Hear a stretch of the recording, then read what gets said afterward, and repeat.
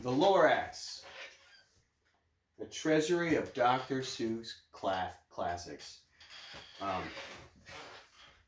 There's a great epic rap battle between him and Shakespeare that everybody should watch. It's hilarious. You crook, you, I bet you wrote the Twilight books too. I've never seen a softer author. At the far end of town, where the grickle grass grows, I can't say it, and the wind smells slow and sour when it blows, and no birds ever sing except old crows. I'm from a town like that. Is the street of the lifted Lorax. And deep in the grickle grass, some people say that if you look deep enough, you can still see today where the Lorax stood, just as long as it could, before somebody lifted the Lorax away. What was the Lorax? Why was it there? Why was it lifted and taken somewhere? From the far end of town where the grickle grass grows, the old Onceler still lives there. Ask him, he knows. Is it here? You won't see the Onceler. Don't knock at his door. He stays in his lurkum on top of his store. He lurks in his lurkum, cold under the roof, where he makes his own clothes out of mufford moof. As practical as any other nonsense that we could say, right?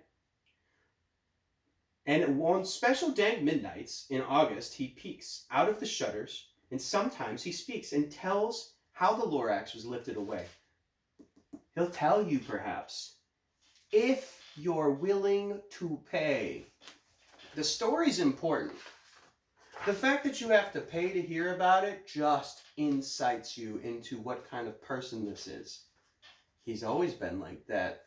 We get to find out more about that. On the end of a rope, he lets down a tin pail, and you have to toss in 15 cents, and a nail, and the shell of a great-great-grandfather snail. What is money? Then he pulls up the pail, makes a most careful count to see if you paid him the proper amount. Sounds familiar. Then he hides what you paid him away in a snuvvy, his secret strange hole in his grubulous glove. It's a snub. I said snubby.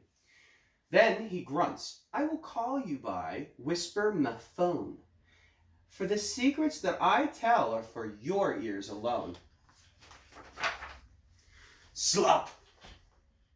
Down slops the whisper-mophone to your ear, and the old Onceler whispers are not very clear, since they have to come down through a snurgly hose. And he sounds as if he had smallish bees up his nose. I do too. Hashtag. Now, I'll tell you, he says, with his teeth sounding gray, how the Lorax got lifted and taken away. It all started way back, such a long, long time back. Way back in the days when the grass was still green and the pond was still wet and the clouds were still clean and the song of the Swami Swans rang out in space. And this one morning, I came to this glorious place, and I first saw the trees, the truffula trees, the bright colored tufts of the truffula trees, mile after mile in the fresh morning breeze.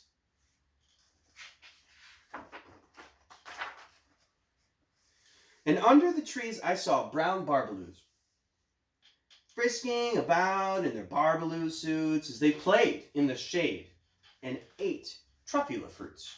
So you already have an ecosystem that is directly related to the trees there. Fascinating. From the ripulous pond came the comfortable sounds of the hummingfish humming while splashing around. Yeah, we're still talking about ecosystem there. But those trees, Those truffula trees, all my life I've been searching for trees such as these. The touch of their tufts was much softer than silk, and they had the sweet smell of butterfly milk. I felt a great leaping of joy in my heart. I knew just what I would do. I'd unload my cart. In no time at all, I had built a small shop. Then I chopped down a truffula tree with one chop. And with this great skillful skill and with this great speedy speed, I took the soft tuft and I knitted a thneed. American consumerism, truly. What is a thneed? Can't wait to find out, right? The instant I'd finished, I heard gazump. I looked. I saw something pop out of the stump of the tree I chopped down. It was sort of a man. Describe him? That's hard. I don't know if I can. He was shortish, oldish, and he was brownish and mossy, and he spoke with a voice that was sharpish and bossy. Mister, he said with a sawdusty sneeze, I am the Lorax, and I speak for the trees. I speak for the trees have no tongues. And I'm asking you, sir, at the top of my lungs. He was very upset as he shouted and puffed. What's that thing that you've made out of my truffula truff? Fair enough. What'd you do to my stuff, bro? Look, Lorax, I said. There's no cause for alarm. I chopped just one tree. I am doing no harm.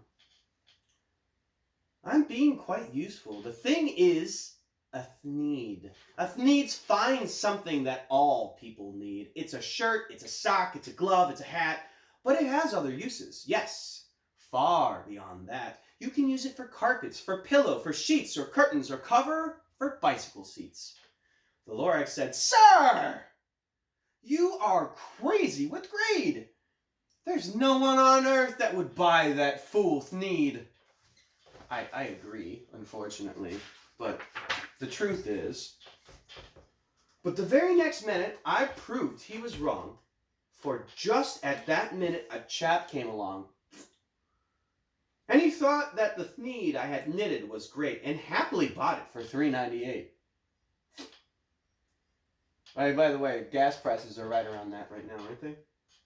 I laughed at the Lorax.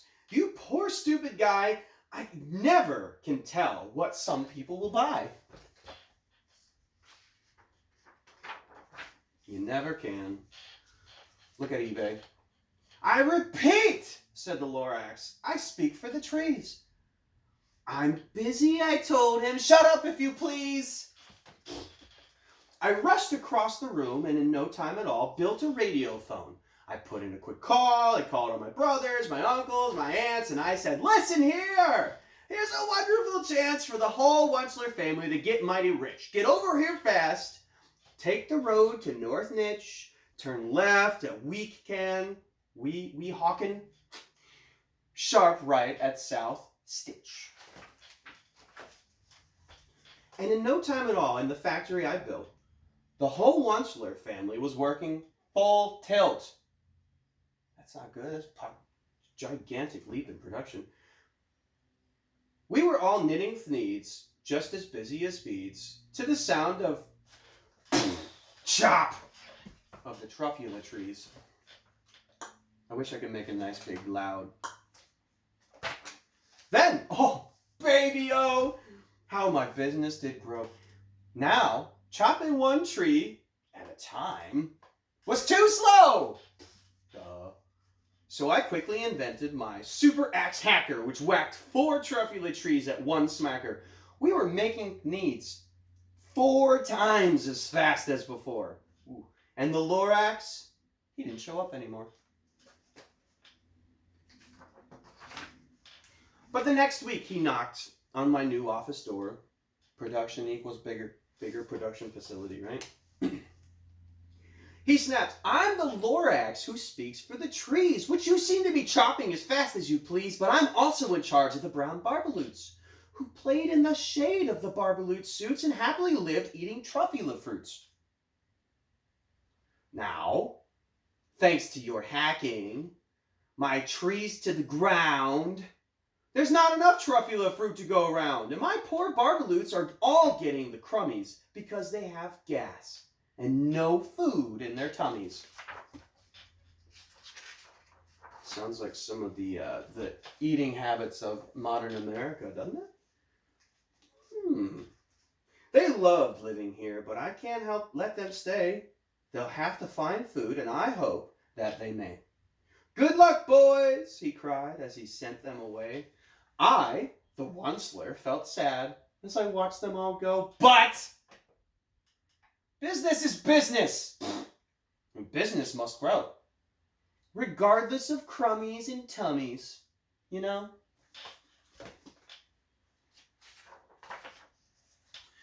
I meant no harm, I most truly did not, but I had to grow bigger.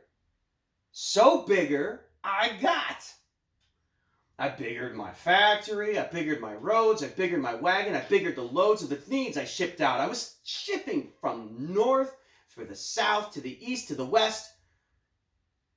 And that's where we put them forth. I said that all wrong. I went right on biggering, selling more needs, and I biggered my money, which everyone needs. We're talking about the needs or the money. Presumably the latter.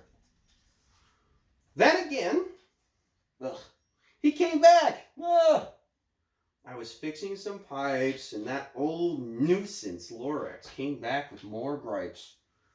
I am the Lorax, he coughed. And he whiffed. He sneezed, and he snuffled. He snargled, and he sniffed. Onceler, he cried with a truffulous croak. Cruffulous croak? Onceler!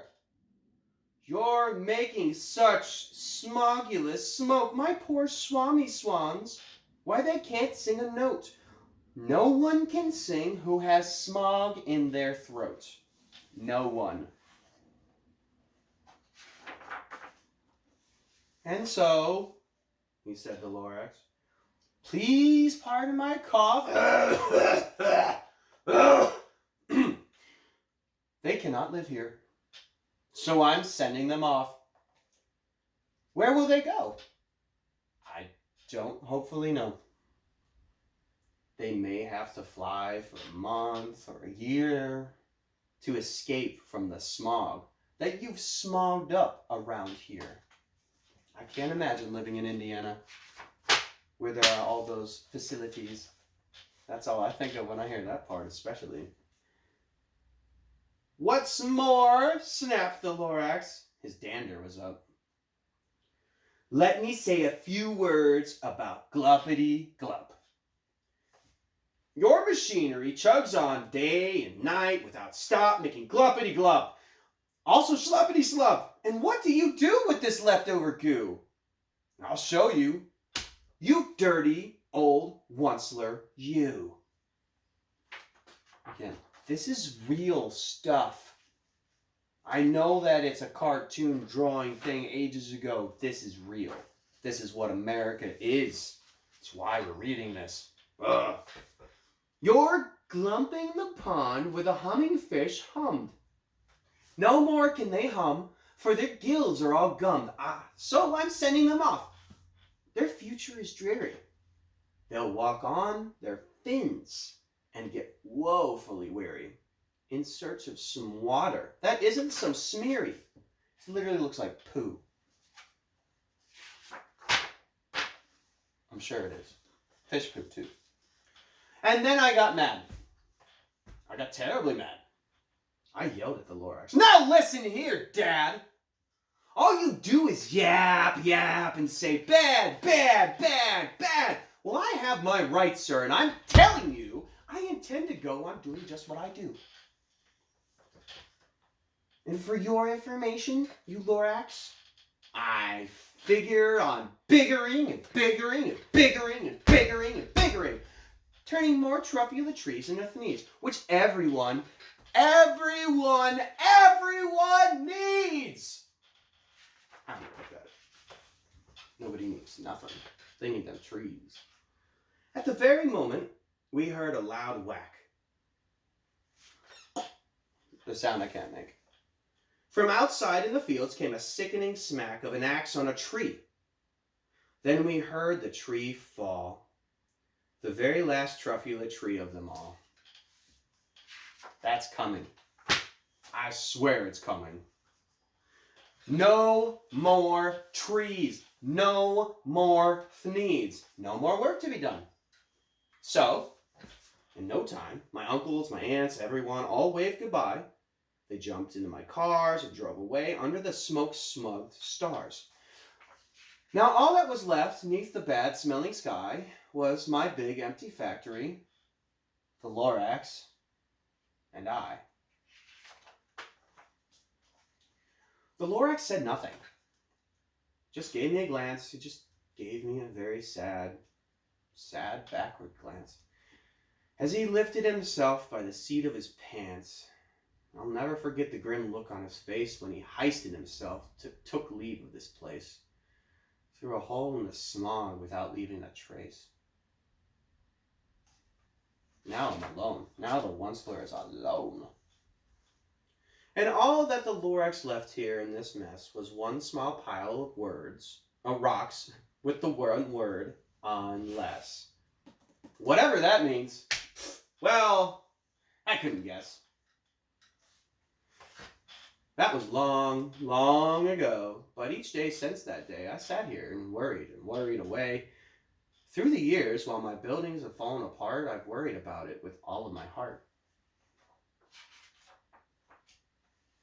But now, said the Onceler, now that you're here, the word of the Lorax seems perfectly clear. Unless someone like you cares a whole awful lot, nothing is going to get better. It's not. So, catch, calls the Onceler. He lets something fall. It's a truffula seed. It's the last one of all. You're in charge of the last truffula seed. And truffula trees are what everyone needs. Plant a new truffula, treat it with care, give it clean water, feed it fresh air. Grow a forest protected from axes that hack. Then the Lorax and all of his friends may come back.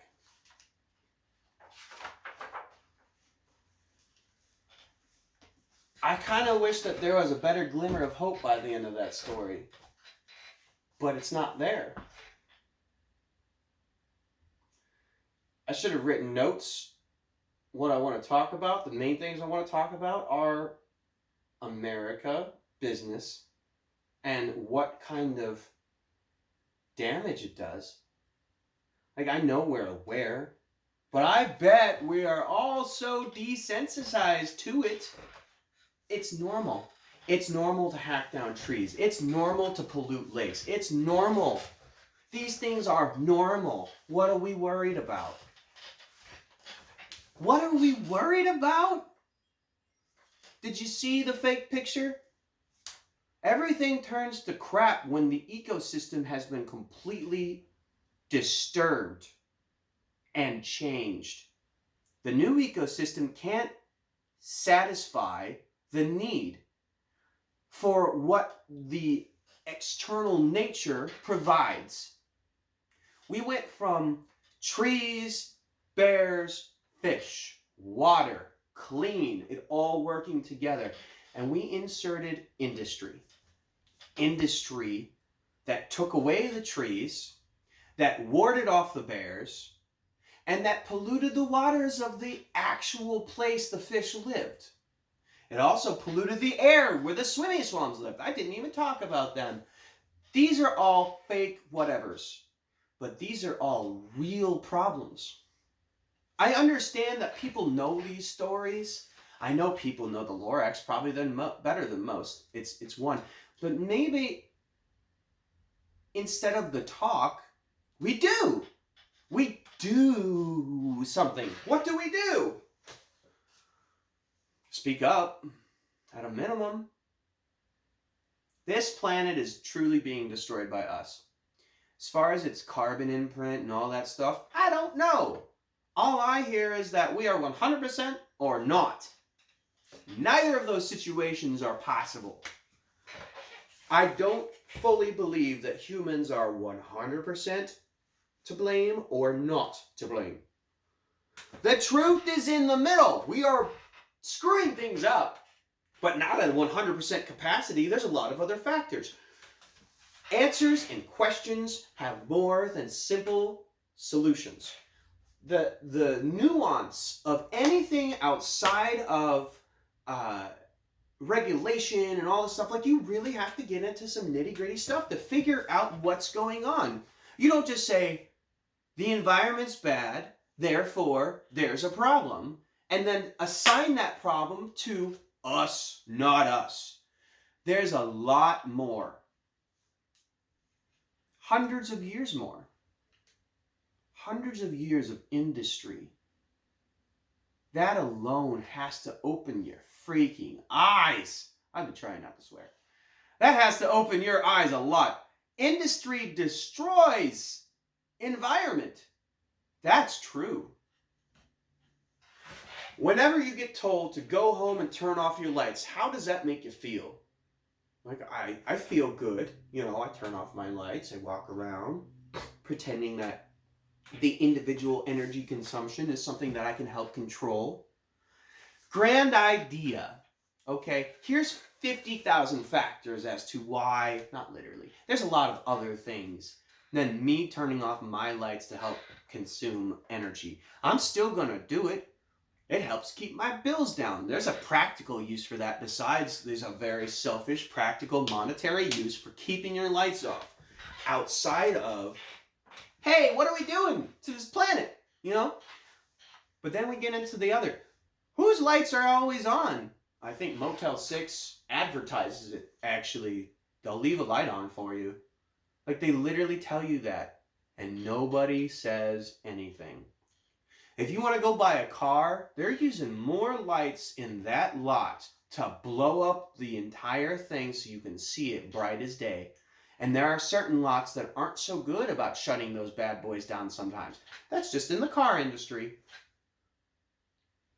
When you look at the machine that we live in America, which is just business and industry based, primarily, capitalism, the business and the industry is what's consuming all of these natural resources on scales that we cannot understand.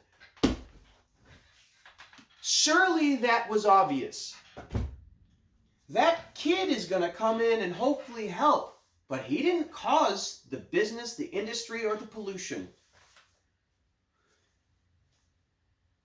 Business changes and influxes the environment and just, that is a reality. That's reality.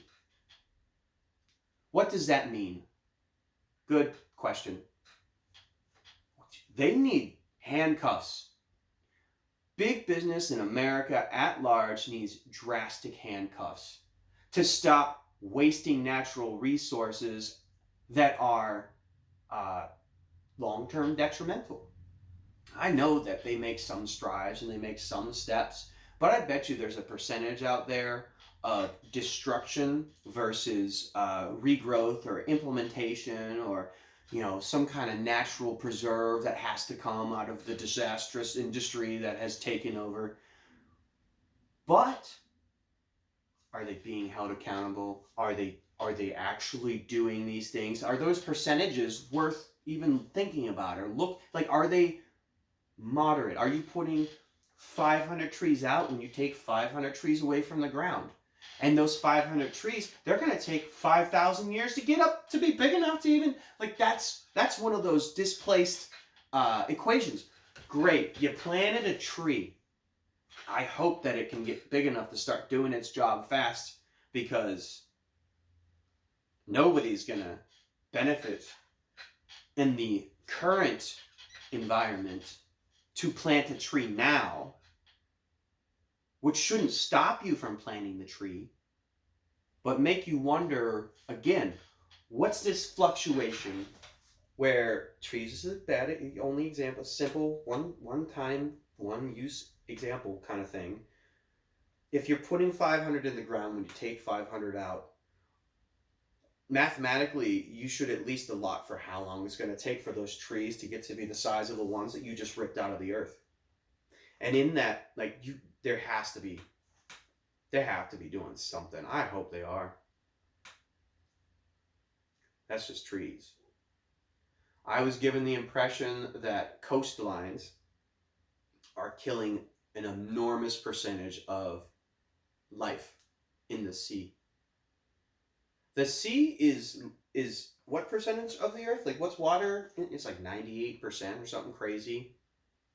We don't see it that way. We don't see it that way. But think about that. If we're killing off life in the ocean, life on the land, I know we're killing life in the air. What are we doing? What are we left with? Is it a question of that we're not having an impact? I think we have less of a personal impact than we realize. That much, I think, is more true. Not absolute, nuanced. And in that, big business is the one sucking up energy and resources. How do you solve that problem? There's really only one way. And this is the thing that people don't get. We'll use it in a subscription-based model.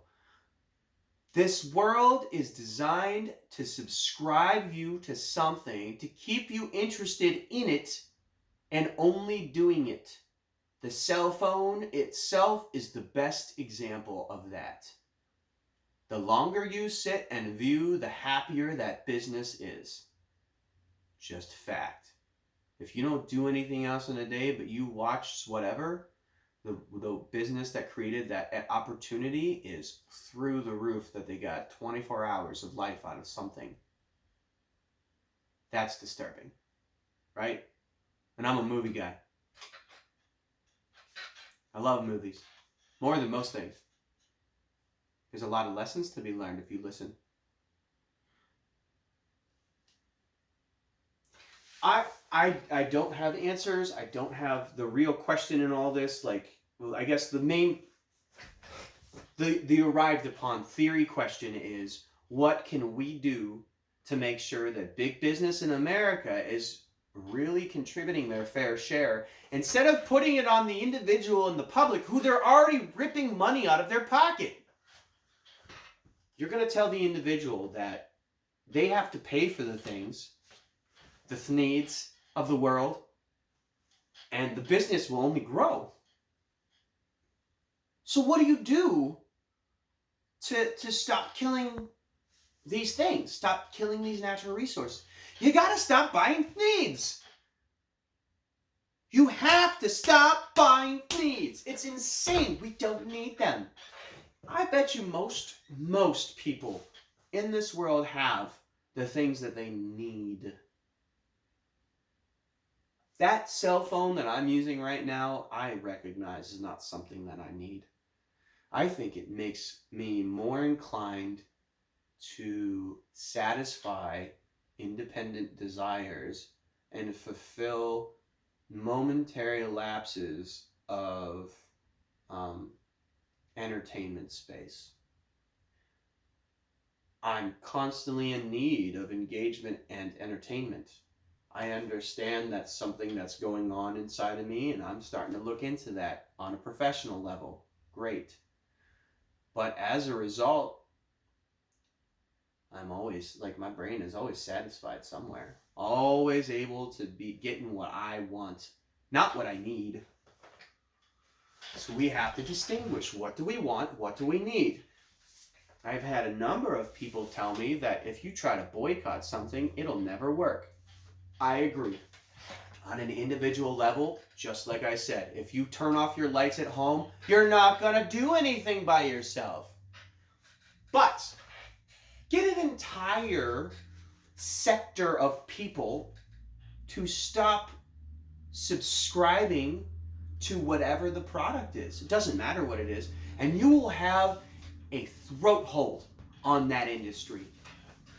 Imagine if you could stop using Charmin Ultra for just a period of time and everybody agrees, cut off Charmin. Do you know what it would do to the company, to the stock of Charmin or Johnson or whatever? You would be making such immeasurable difference than if you go to the store and buy 50 and sell them to the next guy over for X amount of percentage more. That is some dog shit. Bad word. People need to stop doing things like that. That's the snakeskin sellers inside of all of us. Anybody that sells something, we understand that there's poison in the venom, you know? Ugh. Anyways, how do you solve problems like industry and business against ecosystem and environment? Only thing I can come up with is stop buying their shit. Stop buying their dumb, stinking needs. I don't know what else to think. That is the most logical. That is the most appropriate when it comes to a consumer market. When you don't consume, those things go away. When you hear people say that, oh, they finally got something I liked and they took it off the menu, that is a bad business model, number one. There should be a wide enough consumer conversation to where that they would cater those kind of items and keep them around. Stop asking me about fried green tomatoes in December. Stop asking me about lollipop lamb chops in, say October. See, like, these are seasonal items. Like, there's got to be some understanding and practicality about, like, those are seasonal, right? But when there are specific things that can be on the menu all the time, that's the conversation between the consumer and the business. And those things sell, and the dollars translate into the way that they understand your voice. The dollars themselves that you spend on the products are voicing your opinion about the product. Your actual voice, give or take. Some more impactful than others, I'm sure. There have got to be plenty of instances in where people voiced an opinion and it got heard. And the company was like, well, I guess we'll start doing it this way instead. That doesn't happen very often. We're at the whims. We are at the whims of what they give us. That's pretty true. We get what they give us. But that variety, that wide option selection of things, like that's